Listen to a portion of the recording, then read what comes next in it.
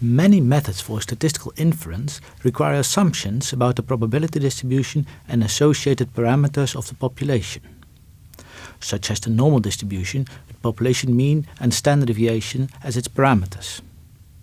These methods are called parametric methods. And in contrast, there is also a group of inferential methods that do not assume that the population distribution has a particular form.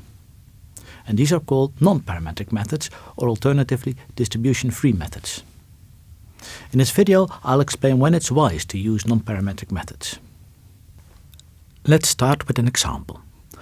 Imagine tomorrow is your birthday and you have decided to give your friends and yourself a special treat on this occasion. So you go to the local confectioner to buy 7 pastries. The choice is overwhelming and everything is delicious anyway. So you ask the confectioner to select 7 pieces of pastry at random. You can consider all the pastries available in the shop as the population, and the 7 pieces are a sample from that population. Now, each type of pastry is priced differently, and it is the price that we will consider as the variable of interest here. In this graph, the probability distribution for the prices of all the available pastries in the shop is given. It's the population distribution. And down there, you see the prices for the pastries that the confectioner selected for you. Now you could, on the basis of your sample, estimate the mean price of pastries in the shop with a confidence interval. Or you could test whether the confectioner has given you pastries that are a bit at the expensive side, if you knew the amounts and prices of all the pastries in the shop and then calculate the population mean. The standard probability distribution available to answer these questions would be the t-distribution. However, it makes a number of assumptions that are not exactly met. First of all, the population is not normally distributed, but it appears to be skewed towards the left. Secondly, the price range is limited. It does not exceed the value of 6 and is never lower than 1. So what happens by still applying the t-distribution to calculate, for instance, a confidence interval? The confidence interval can still be calculated, and it would suggest that in 95% of the cases the estimated range would contain the true mean. But in reality, this confidence interval would probably be overly optimistic, and would in this case in fact contain only the true mean in 90% of the cases. We could check this by repeating the sampling of 7 pieces of pastry 100 times. It would then, in only around 90 cases, lead to a confidence interval which contains the true mean. So, by applying a parametric approach to calculate a confidence interval or a hypothesis test, while the assumptions are violated, the numbers that you get become less accurate and may in some extreme cases even be very wrong.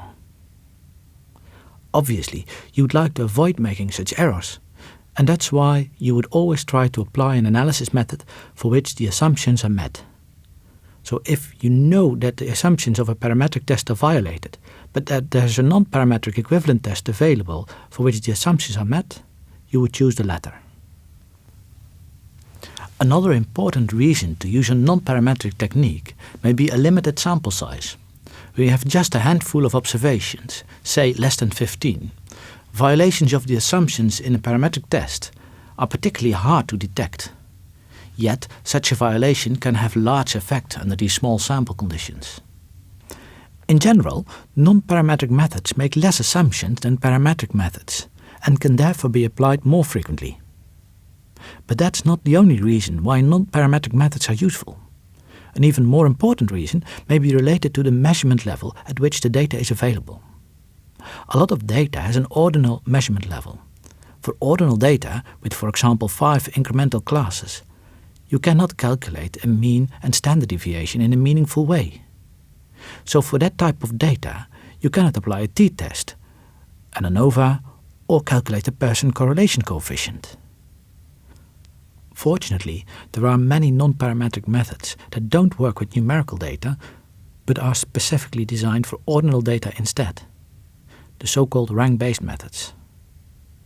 With these rank-based methods, you can, for example, compare the estimated median based on a sample against the theoretical median, and also calculate the correlation coefficient amongst 2 ordinal variables. typically these rank-based methods are insensitive to outliers in the data. And that brings us to the next property of non-parametric techniques. If some assumptions for non-parametric techniques are not met, they are usually fairly robust to these violations. This means that the reported confidence intervals or significance may not be very accurate, but it won't be far off the real value. For most parametric tests, there is an equivalent non-parametric test.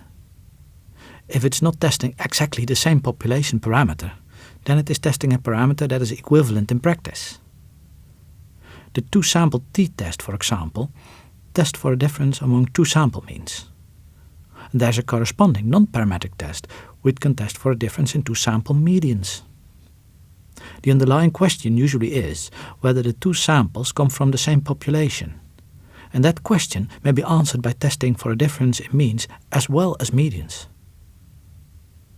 The downside of non-parametric methods is that the power is usually lower than that of the equivalent parametric test, if the assumptions are met.